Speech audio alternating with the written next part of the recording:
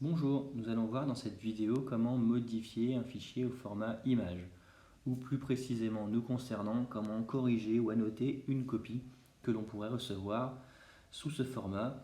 Un exemple, un élève prend en photo la copie manuscrite qu'il a faite et il vous l'envoie.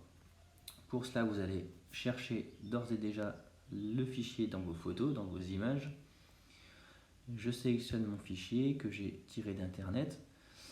Ça vous ouvre cette page-là. Vous allez devoir aller dans Modifier en haut à droite de votre page.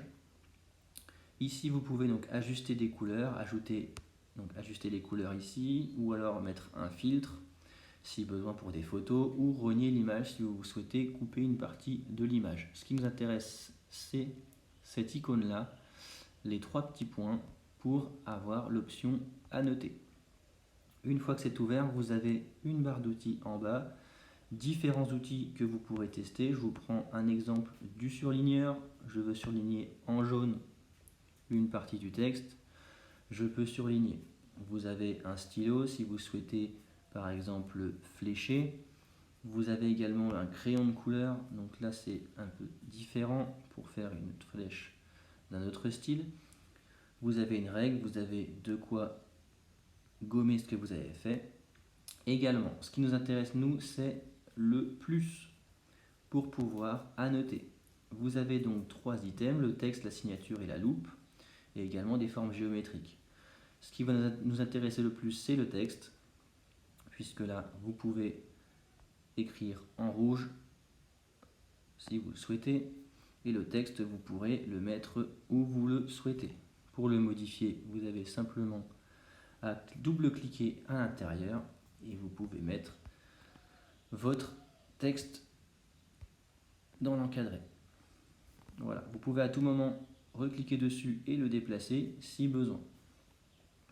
Vous pouvez également agrandir ce texte avec cet outil-là, changer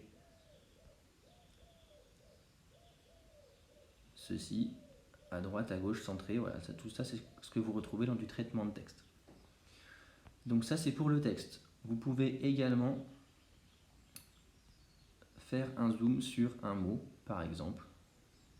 Ici, vous pouvez agrandir votre loupe et vous pouvez zoomer avec le petit point vert à l'intérieur. Ça peut être utile dans certains cas de figure.